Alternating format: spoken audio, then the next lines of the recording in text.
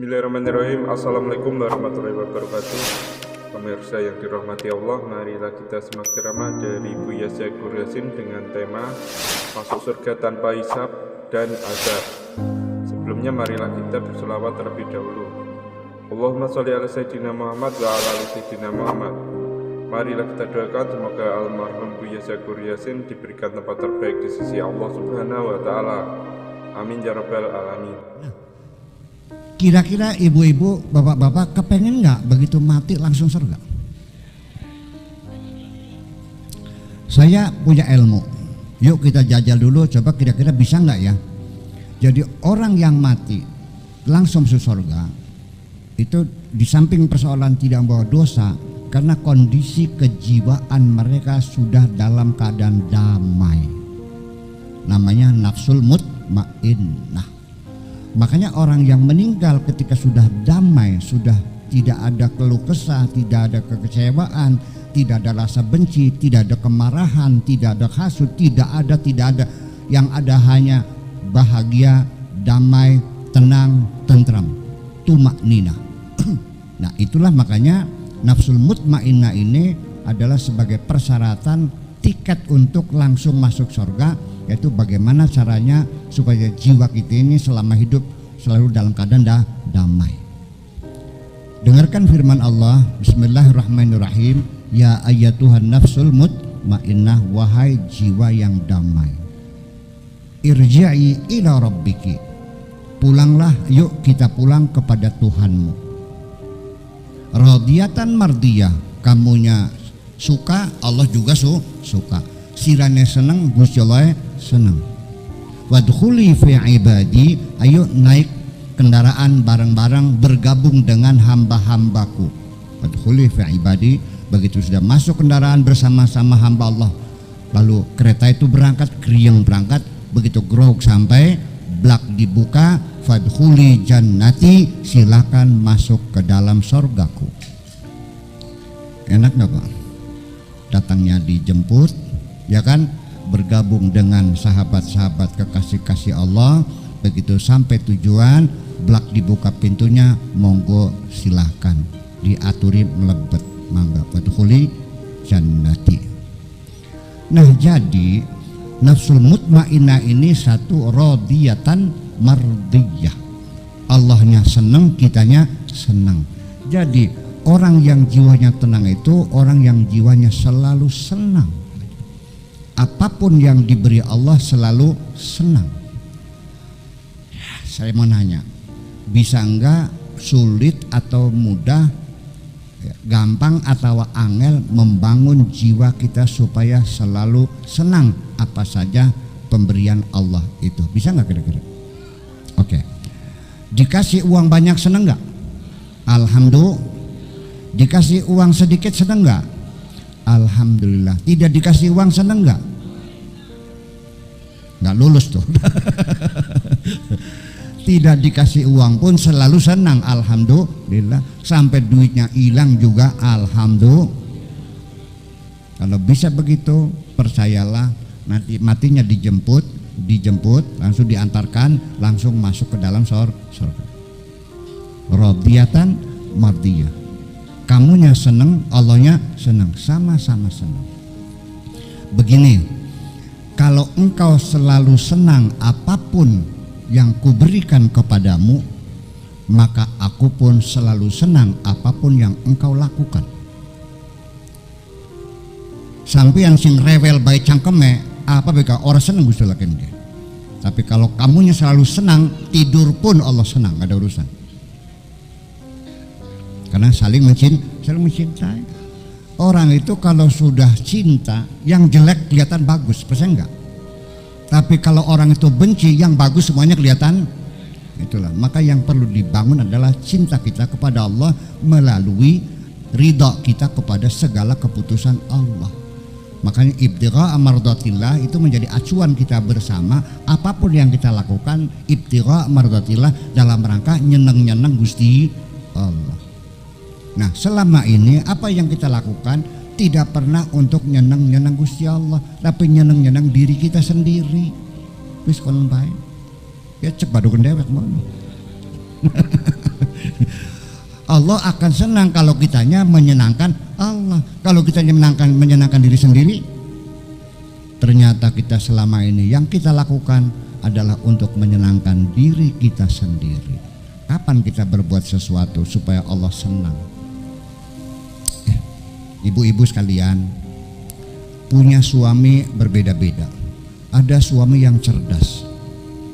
Seorang istri merasa bahagia sekali karena semua yang suami lakukan selalu ingin menyenangkan hati istrinya.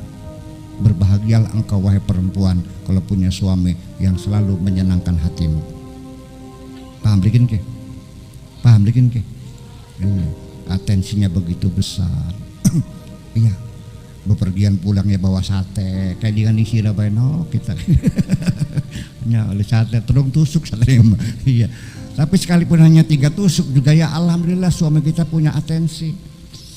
Jadi artinya bahwa seorang suami yang selalu menyenangkan istrinya.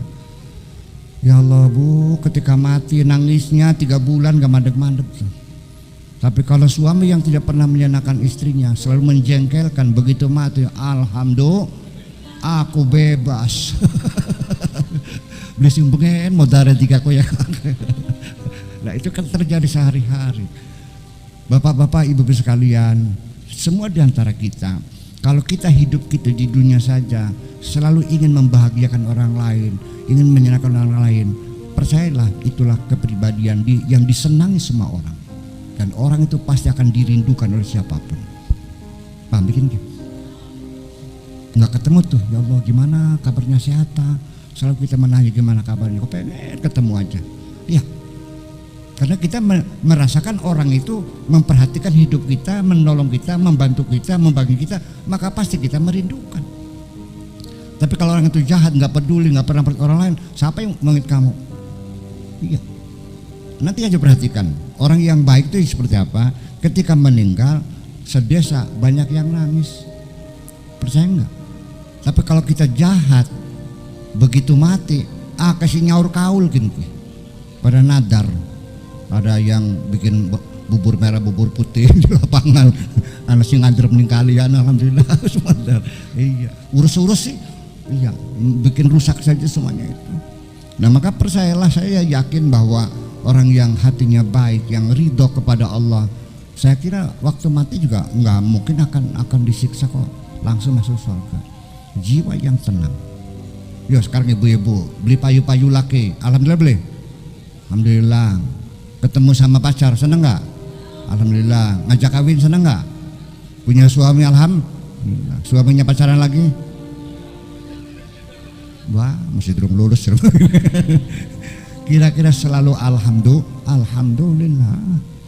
Nah begini, ketika mulut kita selalu memuji Allah, ya kan? Selalu memuji Allah. Maka kata Allah, siapapun yang mulutnya selalu memujiku, percayalah apapun yang keluar dari mulutnya pasti aku dengarkan. Maka sampian ning Gusti Allah ngalem-ngalem bae, sak metune dirongokenan ning Gusti Allah. Itu.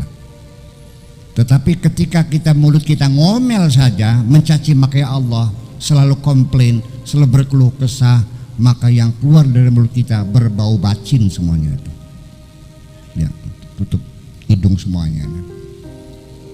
Oke, sekarang nanya, mulut kita ini selalu berkeluh kesah atau selalu memuji Allah? Ketika hujan saja, kecerak dulu. Masya Allah, kiamat tacakin ke. Iya. Gabat cukul maning, aduh, popok beli garing, dodok angel,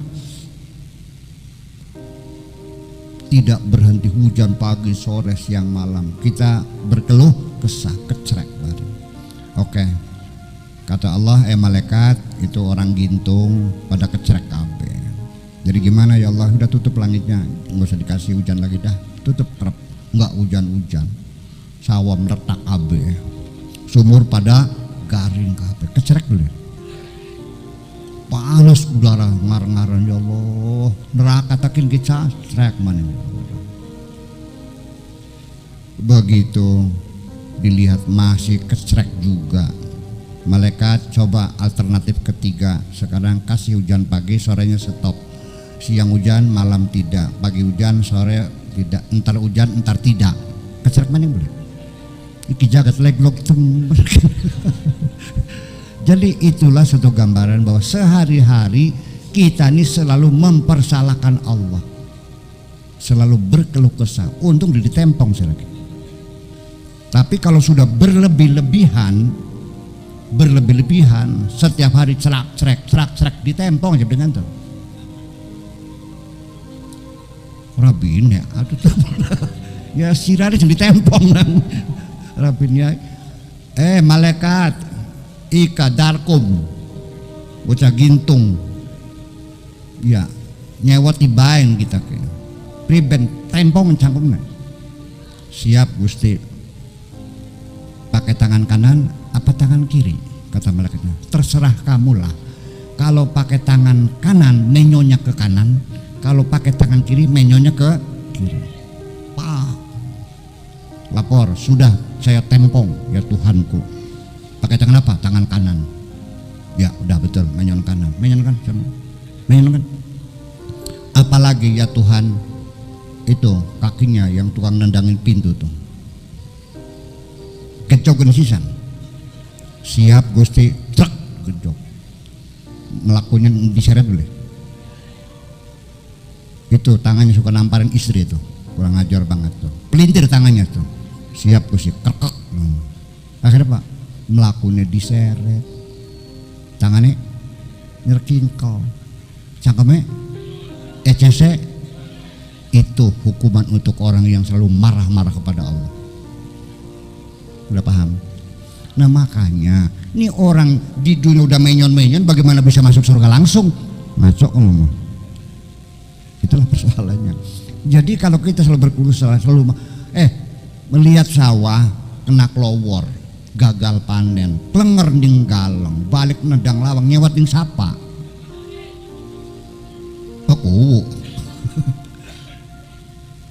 Itu sama dengan protes, ya Allah kenapa kau gagalkan padiku ini? Seharusnya jadi.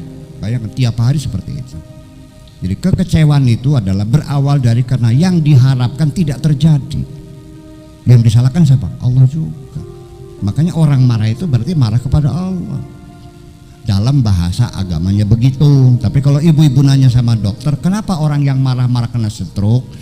Orang marah karena stroke itu karena hormon adrenalin itu meningkat ketika orang sedang emosi. Kalau hormon adrenalinnya meningkat, maka tensi darah menjadi meningkat. Kalau tensi darah meningkat, maka menjadi stroke. Kalau stroke, mulutnya, ecesnya, tangannya, kakinya pada beli pun ada ini. Terus bakal beli terus akan nyawat ya. Menyon. Iya. Nah itulah makanya sekali lagi kalau kita ingin damai hidup ini, cobalah pertama-tama kita kendalikan emosi kita.